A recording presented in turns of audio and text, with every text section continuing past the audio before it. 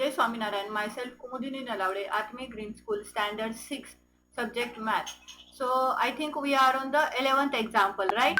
So if the cost of 6 can of juice is rupees 210, then what will be the cost of 4 cans? The cost of 6 can of juice is rupees 210. Therefore, the cost of 1 can of juice is 216 upon 210 upon 6, that is rupees 35.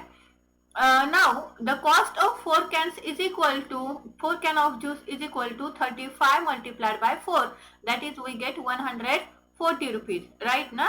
So thus the cost of 4 can of juice is equal to rupees 140. Now see the 12th example. A motorbike travels 220 km in 5 liters of petrol. How much distance will it cover in 1.5 liter of petrol? So in 5 liter of petrol, motorbike can travel 220. So therefore in 1 liter of petrol, motorbike travels 220 upon 5, that is 225 upon 5. So they are not divided. So let's see as it is. We can completely divide it. See, 5 for the 20 and 5 for the, that is 44 will be the answer. Okay.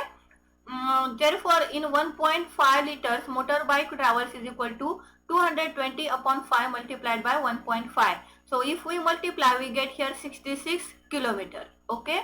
Thus, the motorbike can travel 66 kilometer in 1.5 liter of petrol. If the cost of dozen of soaps is 153.60, what will be the cost of 5 such soaps? So we know that 1 dozen means 12. Okay, since the cost of 12 soap is equal to 153.60. Therefore, the cost of 1 soap is equal to 153.60 divided by 12. We get here rupees 12.80. Therefore, the cost of 15 soap is equal to 12.80 multiplied by 15. We get rupees 192. Okay. Thus, the cost of 15 soap is equal to rupees 192. So, let's see the another example. The cost of 105 envelope is rupees 350. How many envelopes can be purchased for rupees 100? So in rupees 350, the number of envelopes that can be purchased is equal to 105. Therefore, in 1 rupee, the number of envelopes that can be purchased is equal to 105 upon 130. 350. So therefore, rupees 100, the number of envelopes can be purchased is equal to 105 upon 350 multiplied by 30. We get 30. Thus 30 envelopes can be purchased for rupees 100. Okay. So let's see the next example. A car travels 90 km in 2.5 hours. How much time is required to cover 30 km with the same speed? In this case, time is unknown and the distance is also unknown. Therefore, we proceed 2.5 hours. That means 5 upon 2 hours. 2 upon 5 multiplied by 60, we get 150 minutes, right? So 90 kilometer is covered in 150 minutes. For 1 kilometer, we get 150 upon 90, right? Now there are 2 sub questions. So one by one we will solve.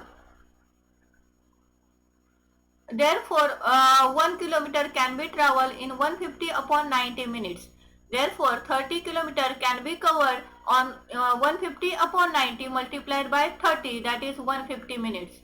Thus, 30 kilometer can be covered in 50 minutes. In this case, the distance is unknown and the time is known. Therefore, we proceed as follows. The distance covered is 5 upon 2 hours is equal to 90 km. Therefore, distance covered in 1 hour is equal to 90. 5 upon 2, that is 90 multiplied by 2 upon 5, that is 36 km. Therefore, the distance covered in 2 hours is equal to 36 into 2, that is 72 km. Thus, in 2 hours, the distance covered is 72 km. Okay. Fine. So, let's start exercise 12.3. It is so easy. Okay, let's start. First of all, the definition of unitary method. The method in which the first we calculate the value of 1 unit, and then the value of required number of unit is called the unitary method. Second thing, we will start exercise 12.3. So see the first example. If the cost of 7 meter of cloth is rupees 147 rupees, find the cost of 5 meter of cloth. The cost of 7 meter cloth is equal to 1470 70 rupees. I'm sorry, not kilometer. The cost of 1 meter cloth is equal to 1470 divided by 7. So it is 210 rupees, right? Then the cost of 5 meter cloth is equal to 210 multiplied by 5. We get 1050. क्या क्या किया हमने? जो दिया था उसमें से हमने 1 मीटर क्लॉथ की कीमत निकाली. कैसे? डिवाइड करके, और फिर जो मल्टी मतलब 5 मीटर की मल्टीप्लाई करके निकाली. Right? Fine. So let's start the second one.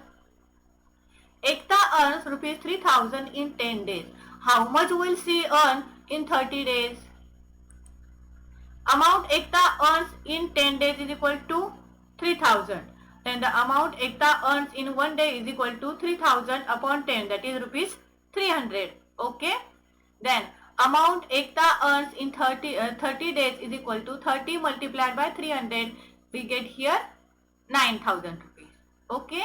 Next. If it has rained 276 mm in the last 3 days, how many centimeter of rain will fall in one full week 7 days? Assume that the rain continues to fall at the same rate. The rain falls in 3 days is equal to 276 mm.